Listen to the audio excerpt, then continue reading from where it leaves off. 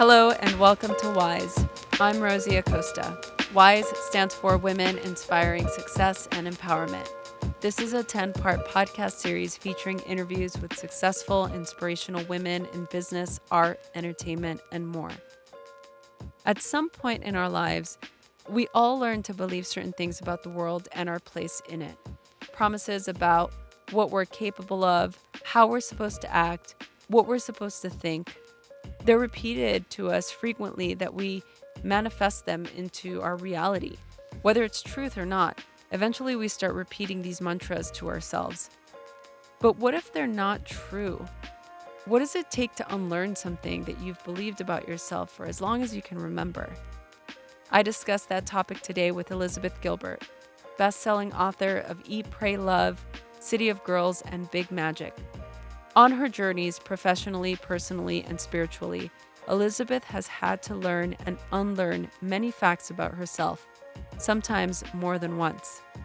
As you might expect with such an accomplished author, Liz certainly has a way with words, and so instead of editing our conversation down, we've decided to release it in 2 parts. Please enjoy part 1 of Wise's conversation with Elizabeth Gilbert.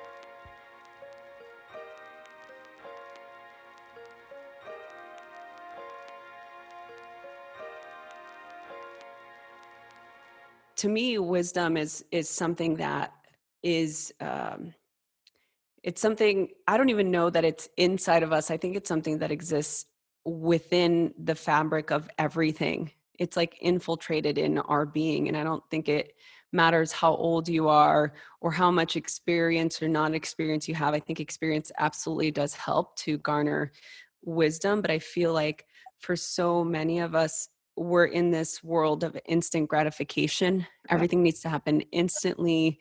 We are constantly searching for validation and approval. And I feel like wisdom is one of these things that happens when we live through experiences and we learn from them, and we can then experience our lives through them.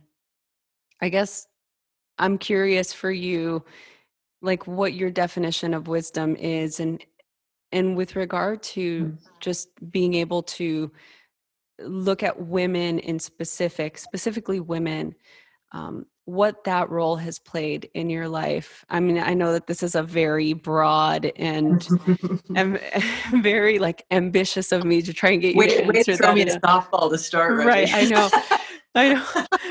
But I just feel like because you are this for me, and one of the reasons why I want, not one, I mean, there's millions of reasons why I wanted to have you on the show and just to have a conversation with you. But I feel like for me, you are such a incredibly grounded and embodiment of what wisdom is, just in your whole life, your whole experience, everything you talk about, everything you've been through, your uh, your wins, your losses, everything in your life. You're so transparent about talking about all of the lessons. And I think it's so inspirational for somebody like me, which obviously, you know, my background, like it's so inspiring. And obviously, like I want to hear about what role that plays in your life and the women in your life and how they have helped shine a light in your own process of acquiring that wisdom. I know it's a lot. Okay, let's play. Let's go with it. Couple strands of thought are coming to me. The first thing is I'm realizing that I've never been asked for a simple definition of what wisdom is. And so as you were talking, I was like, how would I say that in one sentence? And I think that for me, and this is just from my own lived visceral experience, wisdom is the gentlest path through life on life's terms. The wisest, calmest people that I know are the ones who live their lives in the least amount of resistance to the will of life itself. And every time that I have tried to insert my will, my ego, my instant gratification, unfettered desires, my anger, my resentment, anytime that I've imposed myself on that, my dear friend life has corrected me. My dear friend life has corrected me, sometimes instantly, sometimes almost instantly. And that correction has been painful and a deep cut, and from it, more wisdom has been learned. Um, I had a friend who used to say that there are three kinds of people in the world. There are people who will never, ever learn wisdom.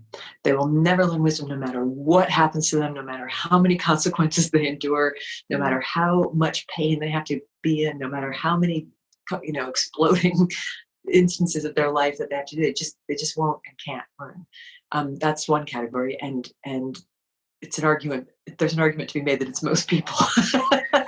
And then the second category of people are people who become wise over time because they learn from their own mistakes. And so their own mistakes act as teachers for them, and they learn from that. That's the category that I'm in. And then the third category are people who are really brilliant, the absolute geniuses. There's just a small number of these, and that's people who learn from other people's mistakes. So you just watch someone else do it, and you're like, yeah, there's got to be an easier way to do it than that. Yeah. And that is a particular kind of genius. But I'm the sort of person who needs. I'm such an empiricist. I'm such an experiential person, and I've always been somebody who's had to go roll around in the actual world in order to learn anything. I have to learn it in my own skin. I have to learn it. I won't trust your teaching. I'll try it on, I'll try it out, but I won't just trust it because somebody said so. So I've been knocked around a bit by my experience of not being able to learn boundaries until I've crossed them at 100 miles an hour. Been like, oh, I guess that was the boundary back there 10 miles ago. Okay, now I get it. And I think that there's a certain degree of magic that's involved with wisdom. And in the word magic, I'm going to quote my beloved friend, the teacher Martha Beck, who says that her definition of magic is magic is nothing more than knowing and understanding the thing that wants to happen next, and then aligning yourself with the thing that wants to happen next and becoming a channel through which the thing that wants to happen next can happen. So you and I were speaking a little bit before the podcast, and you were talking about your book, and you were talking about going out into this, not even post-COVID, middle, like right in a couple weeks ago, we're in April now or May now, but a couple weeks ago, you were out there in the middle of the greatest pandemic the world has seen in a century, trying to sell a book that you were writing, and you said, I had to do it. Friends were advising me against it. They were saying this is a really bad time to be going out in the publishing world, but you were like, I had to do it. And I was like, it's because the book wanted you to. I don't remember if you remember me saying that, but I really believe you had to do it because you were acting in alignment with the thing that wanted to happen next. And the thing that wanted to happen next was that Rosie's book was finally published, and you were just an agent in letting that occur. So wisdom and the magic to be in alignment with the thing that wants to happen next, and the extraordinary magic, the incredible, all transforming, maturing power of being able to step away from something that doesn't want to happen next, rather than bashing yourself with trying to make it occur. That is also wisdom. And there's not a lot of that wisdom in this culture, because we live in a very immature and kind of entitled culture where people believe, and it's kind of a tenet of our culture, that you can have anything you want if you fight hard enough, work hard enough, struggle hard enough. We're all adults here, so I'm just going to let you know that a really important strand of wisdom is recognizing that that is in fact not true. And all of our lives show lots of evidence as to how that is not true. If it were true that I could have everything that I wanted, I won't even get into it, but the fact is that I can't. And when I fight that and resist that, I suffer, and other people suffer. And so I think that one of the most important pieces of wisdom that I've gained that differentiates me now at 50 from who I was at 25 was, it's really so much simpler for me now to go, oh yeah, there's nothing that's going to work here. I'm going to excuse myself from this situation. I'm going to excuse myself from this relationship. This is already too hard. this isn't the easy way. This isn't the gentle way. This isn't the thing that wants to happen next, apparently. And I'm not going to suffer and struggle to try to make something happen that the universe doesn't want to have happen. And I'm okay with that. So that was my attempt to answer your question. No, that's really, no, and I love what you said, because that's actually what spawned this whole podcast. The whole idea was that we are in a current state socially, culturally, where we want things to happen quickly. I mean, I was running and I wasn't, see, that's the thing. It's another thing, like the whole idea of this podcast and how it's all just come together. It came in and I was like, you know what? Why is it that we feel just in our society that things happen quickly? What happened to the art of patience?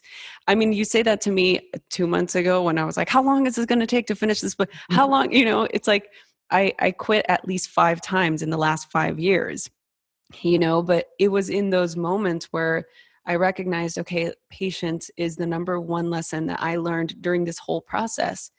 And I think, just to your point, that feeling of allowing whatever is happening evolve without the force of my will, and just accepting things as they are, is just, if anything, it just is more comfortable to go through, as opposed to just being in this forcing state where a lot of people want to grow their Instagram quickly, or they want instant 10 times your growth in 1 week, lose 10 pounds in 5 days, double your money without double. having to leave your home.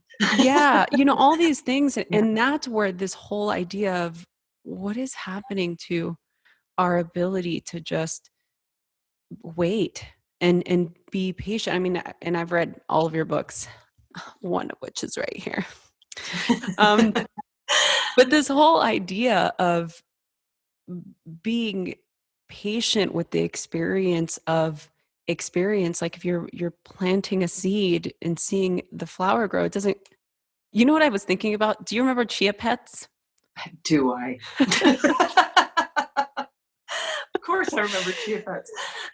Do you remember how, like, you just water them and they grow in 5, whatever. It was like I'm sure it was like a GMO seed that just grew really quickly. Yeah. But I feel like we're really losing touch with the idea of experience and having to actually go through stuff in order to acquire that discernment that you're talking about so eloquently. I was remembering that the guru in India who I went to study with when I was there at the ashram used to say, instantaneous bliss dissolves instantaneously. And it's very, very true. This idea of an overnight transformation, overnight transcendence, because people would come there and they would have these experiences of instantaneous bliss. They would drop into some heightened meditative state, and all of a sudden they would be like, well, my whole life is going to be bliss from now on. And it's like, well, what you've seen, what you've been given, it doesn't mean that that experience was meaningless. The way I interpreted it is that you were given a taste of what serenity and peace and bliss could feel like. Now do the work. Now do the work of sitting in meditation every day for months and years on end. Now be patient. And I think the reason that we go to sit at the feet of the great masters is that they who gave me this analogy, the great tiger hunters, because they have been devoted themselves to the gifts of what can come slowly, the long earned results of long practice and long devotion and deep faith.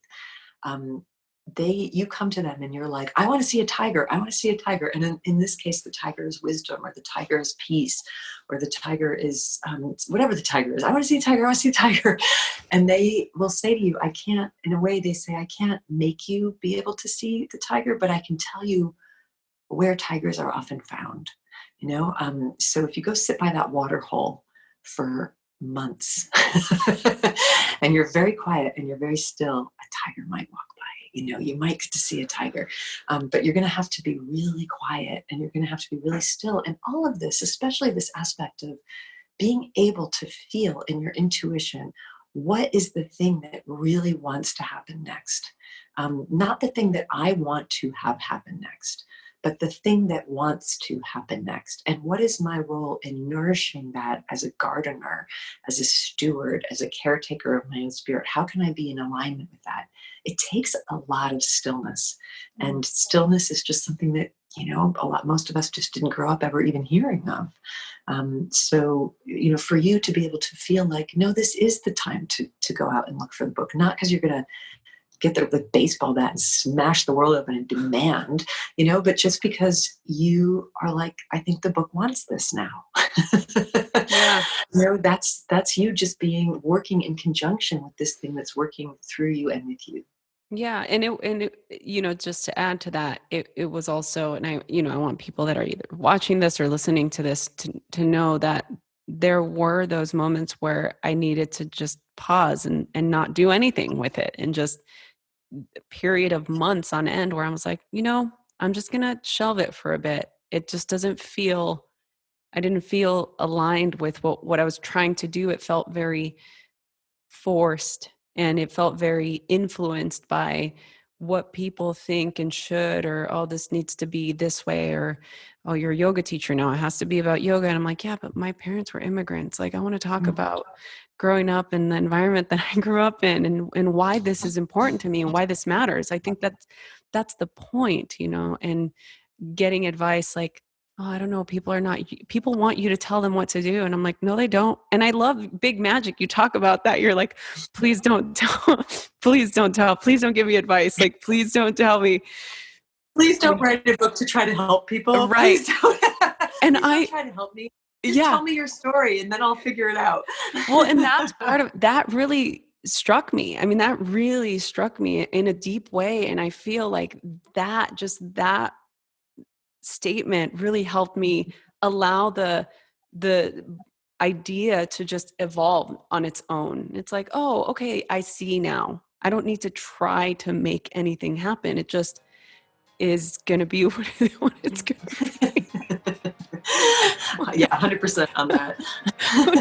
whether it's going to be good or not, we don't know. This episode is brought to you by Biooptimizers. What is the number one mineral to fight stress and fatigue? Magnesium. But not just any magnesium. The one I recommend is Magnesium Breakthrough, because it combines all 7 essential forms of magnesium into one convenient supplement. Most magnesium supplements fail because they are synthetic and not full spectrum. When you get all 7 critical forms of magnesium, pretty much every function in your body gets upgraded, from your brain to your sleep, pain and inflammation, and less stress. With this one simple action, you can reverse magnesium deficiency in all its forms. Go to www.biooptimizers.com/wise to get a 10% discount with the coupon code WISE10. That's BIOPTIMIZERS.com/wise, WISE, to get a 10% discount with the coupon code WISE10. This episode is brought to you by BetterHelp. Is there something interfering with your happiness or is preventing you from achieving your goals? I know that the last couple of months for me and a lot of people I know, it has been such an emotional upheaval, up and down. This is coming from somebody who's been in and out of therapy for the last 15 years. BetterHelp will help assess your needs and match you with your own licensed professional therapist. You can start communicating in under 48 hours. It's not a crisis line. It's not a self-help. It's a professional counseling service done straight online. There's a broad range of expertise available, which may not be locally available in many areas, especially with a lot of things being closed down right now. The service is available for clients worldwide. You can log into your account anytime and send a message to your counselor. You'll get a timely and thoughtful response. Plus, you can schedule weekly video or phone sessions, so you won't ever have to sit in an uncomfortable waiting room, as with traditional therapy. BetterHelp is committed to facilitating great therapeutic matches so that they make it easy for you and free to change counselors if you need. It's more affordable than traditional offline counseling, and financial aid is available. BetterHelp wants you to start living a happier life today. Visit their website and read their testimonials that are posted daily. Visit betterhelp.com/wise. That's better, HELP, and join over 1 million people taking charge of their mental health with the help of an experienced professional. In fact, so many people have been using BetterHelp that they are recruiting additional counselors in all 50 states. Today, they're offering our listeners for the Wise podcast 10% off of your first month if you visit betterhelp.com/wise. That's BetterHelp, HELP.com/wise, WISE, to get 10% off of your first month. And now, back to our show. I've always wanted to ask you this. I mean, I hear interviews that you do all the time, and I'm just like, how come nobody's asking her this? So I'm curious. Cool. I'm excited. What's going to be?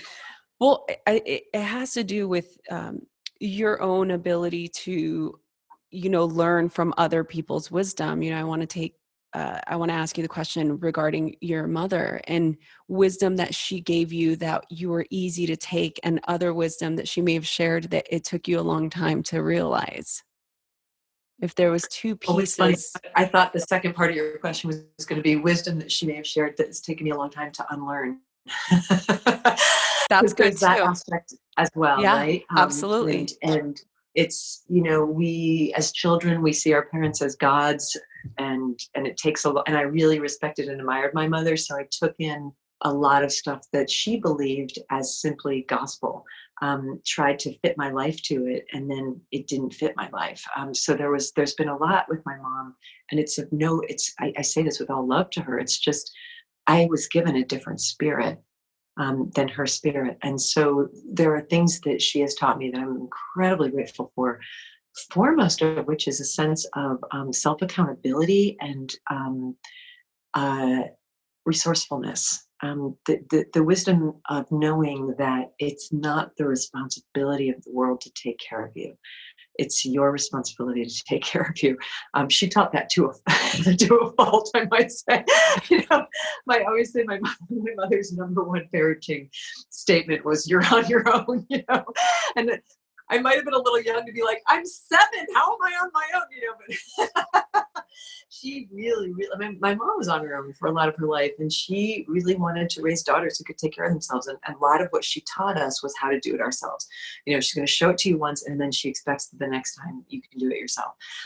I protested a lot against that as a kid because I wanted to be coddled, but she wasn't having it. And so part of my nature, the part of my nature that maybe in a different household in a coddling household might have just been allowed to remain stunted. Mm-hmm. I was really forced and pushed to be really self-sufficient earlier than I was comfortable with. Mm-hmm. And I'm really grateful for that, as painful as it was at the time, because I really did go out in the world and forge my own life, which was something that my mom had wanted for me from a very early age. She always said, all I want is for you to create your own life. That's it. Then there were also messages that she taught that I imbibed, almost like as if drinking them from the groundwater. They were like principles that were really sacred to her. And foremost among those was that there is nothing more honorable that a woman can be than a wife and mother. And I'm laughing at it now because it's hilarious just for me. Right. That just does not work. And I can say that because I've tested it. I'm really good at, like I said, about going out and being empirical and trying things.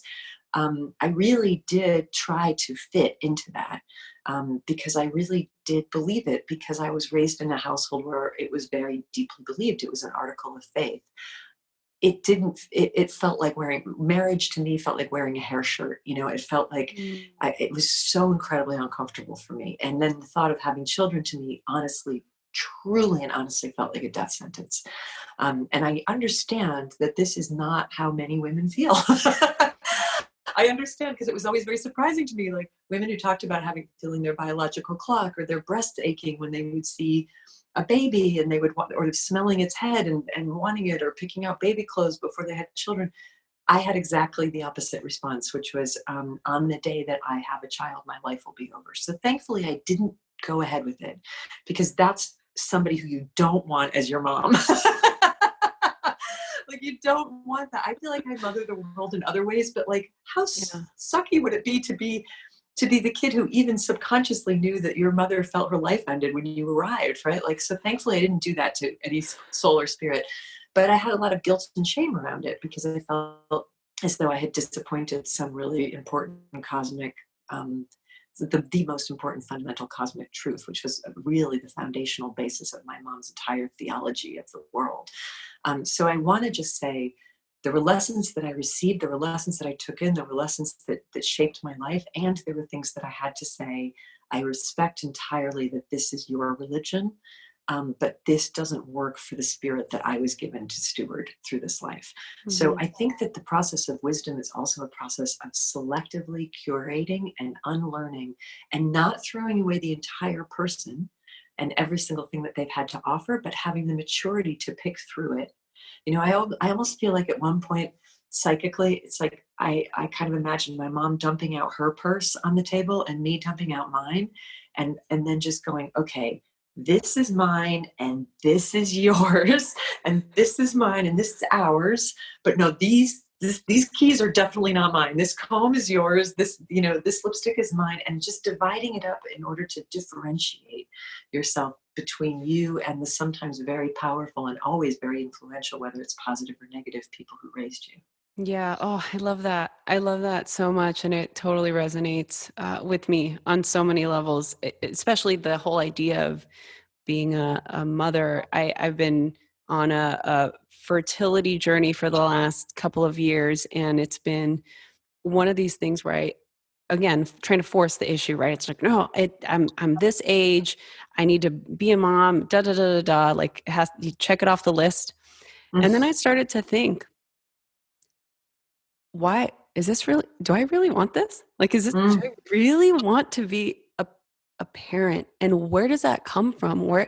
And then I had to go on this whole inquisition about why, what is the reason behind it, why do I feel so desperate for it? Is it because I can't have it? Well, there's other things I can't have, and am I torturing my soul just as bad because I can't do something? And a lot of it comes from being raised in a Hispanic household. I'm in my mid 30s. I should have had 10 kids by now, like this whole thing where I feel the pressures of not only just who I am as a woman, but who I am in the place of my family and where I need to be. And it just almost added to that. When you feel fine and somebody asks you, are you okay? Like, are you okay? Do you know what I mean? It's that whole thing like, are you okay? And it's like, oh, I yeah, wasn't even wondering if I'm. I know. So I find it fascinating that we can be completely, uh, you know, taken over these ideals that people think we should be, or what we actually believe, and how often do we actually take stock on our own and ask ourselves the questions that really matter for ourselves, to really sit and ask ourselves those questions. Is this something that I really want? Why do I want it? And who am I without this thing? Who will I be without it? And then when I was able to answer those questions, I was like, oh, okay. Well, Mm, I want to be a parent, and maybe it doesn't look like how it looks for everybody else. Like, maybe it just is going to look different. And there's no timestamp on it. I don't have to mhm. do it now. I can wait 5 years. I can wait 10 years. I can wait. It's I not a, got a little hint for you if you want to oh, really build relaxation into it. You can yes. wait till the next lifetime. Like this is how I remember just really letting myself off the hook from it, where I was like, well, I don't have to do this every lifetime, right? Like Right. I had this thought, like I had this thought where like maybe I've just been having kids like millennia after century, incarnation after incarnation, and maybe I'm gonna take one of these incarnations off, like and just take I'm just gonna take it off. I'm just gonna take this one off, and I'm gonna do some really fun stuff and letting other people raise the kids for a while. Yeah, that's fun. and and that just lifted it. Like it just lifted it where it was like, yeah, maybe I'll come back to this next time. Maybe not. Let's take this. Let's try this. What's it like to be this person? And take this. Let's take this incarnation for a ride in a different way. Yeah. So if that resonates with you, you're free to keep it for Thank you. yourself. It absolutely does. So I want to ask just another question with regard to being on this wise sage journey that you're on. Oh, wise sage. I'm curious about the women that have inspired you and what inspiration actually means. What is your definition of inspiration? And who have been the women in your life that have um, cultivated that have planted those seeds of growth within you? So inspiration, I think I'll go with the standard definition. I think it means to breathe into someone. So to expire is to die um, with the last breath, right? And to inspire is to inhale. So there's a level of like transmission, a transmission where you breathe in from somebody what they have already gotten for you. When I think about the women in particular who have inspired me, I've got a sort of eclectic list, but it tends to be women who have, well, of course, women who have chosen an unconventional path, an unconventional path through life. Going back to, and sometimes there were women who just breezed in for a very quick time into my life, put some inspiration breath into me of an idea that was radically new to me, and then breezed right out. And one of them that I'm going to think of, just returning to this idea of children, when I was 30 and struggling with this idea of whether or not I should have children, I did a photo shoot for GQ magazine where I used to be a writer, and Mary Ellen Mark, who was one of the greatest female documentary photographers of the last century, incredible photographer whose work I'd always admired so much. And she was so cool. She was like, by the time I met her, I mean, she might have, God, it's killing me to think this, but this is 25 years ago. She might have been like how old I am now, maybe a little older, like 50s, 60s. She had this like face and being that I would associate with kind of New Mexico, hippie, rangy. She had long gray braids like Willie Nelson, but a woman. And she wore all this like silver jewelry, and her face was really lined from being outdoors. And she had such a cool, her own iconoclastic style. She kind of looked like Patti Smith. And she was photographing me for this article. And we were talking. And at that point, I was asking everyone I met, like every woman I met, what are you doing about kids? How do you feel about kids? Do you regret having kids? Do you regret not? I was trying to find the answer in everyone. And I'll never forget it. We had this, I feel like she came into my life for just this one thing. She had her face behind her camera. She's doing her work. And she's this incredibly successful artist who's made this huge life for herself. She's got 7 studio assistants. She's won how many Pulitzers? I mean, she's just so fully in herself. And she's behind the camera. She's taking pictures of me. And then I said, Mary Ellen, did you ever have kids? And she just, it's usually a question that launches this long, like monologues from women, whether the answer is yes or no. And she just goes like this. She moves her face to the camera. She goes, never had them, never missed them. And then went back to work. And that was her entire statement. And I was like, wow, that can exist.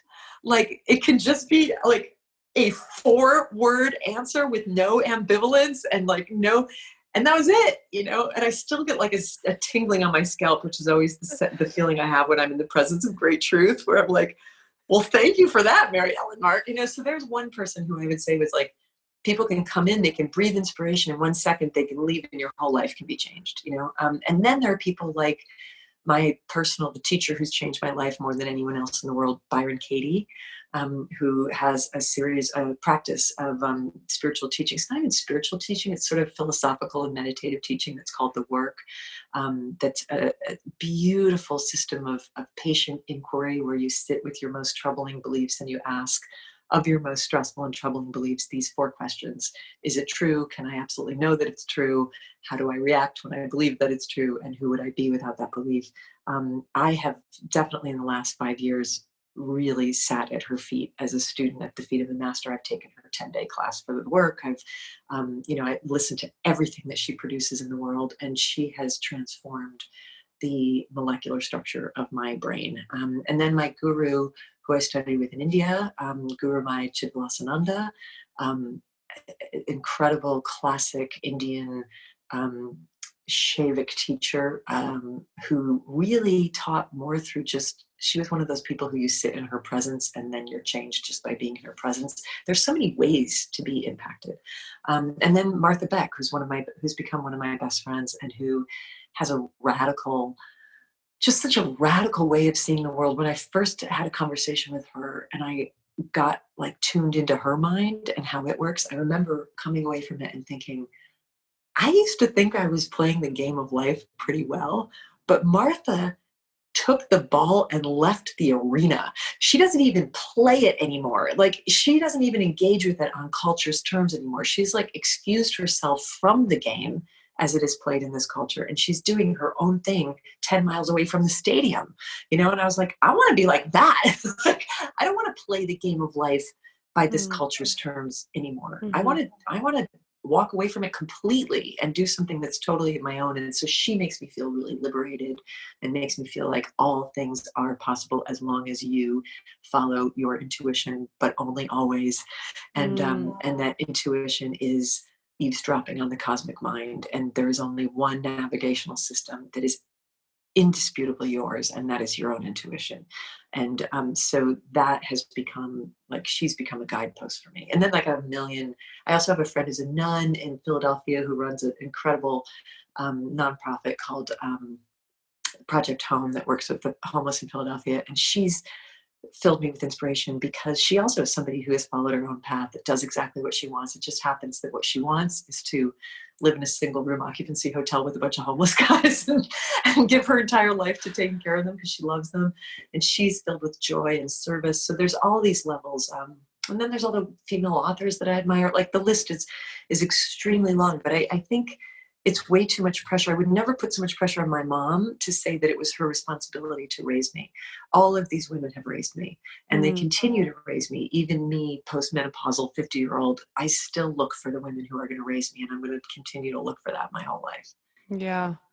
Oh, talking about, I miss hugs. I miss hugging people. I don't know why, that just made me feel like, oh, all those women, they sound amazing. I'm like, I just want to be in a circle of just wise women. I mean, in fact, this is the other inspiration that came when I thought about this podcast was my grandmother used to host these weekly prayer circles for all the little, like Hispanic abuelitas and grandmothers, mothers on our block that, had sons in jails or they were in gangs. And so she would host these weekly prayer vigils. They were little, prayer circles, and they would all gather at our, in our little apartment, and she would make hot chocolate, and there would be pan dulce, and everybody would just do these prayer circles. But really what it would be is, it was a support group. They would just all talk to each other. And I was little. And I mean, between the ages of like 5 and 7, this would happen every week. And so I'd sit at their feet and listen to them. And I would hear, and I would cry when they would cry. I was just so, I wanted to just help, any way that I could. And to me, just to be able to experience the wisdom or the support that they gave each other was absolutely, it really helped shape who I was and how I treated other women. I never grew up with having that competitive edge with women. That thing, I just always have been obsessed with women. I just always have. I just love all women. I think every woman is beautiful and wise and loving. And I know that, everybody has flaws. Nobody's perfect, but Else everybody is. Right, exactly. And I think that that's one of the things, as you're speaking right now to all of these incredible women that inspire you. I'm like, that it's just taking me to that space of being able to sit at the feet of women that are living their path. They're living their truth, their life, their passion, their dharma, their calling. And I think there's nothing more inspiring than a woman who can just stand in her own power and be completely unapologetic. Yeah, for sure. Yeah, for sure. Wow, Liz Gilbert, thank you so much for an incredible conversation. Everyone, join us next week for part 2. This concludes next week. The series is done, season 1. If you haven't subscribed yet, please subscribe to wherever you get your podcasts. Remember to leave us a review and let us know what you thought, perhaps even what you'd like to see for season 2. This podcast was produced by me, Rosie Acosta, and Aviv Rubenstein. You can find Aviv on Instagram at Rambo Calorician. Thank you again so much, and we will see you next week.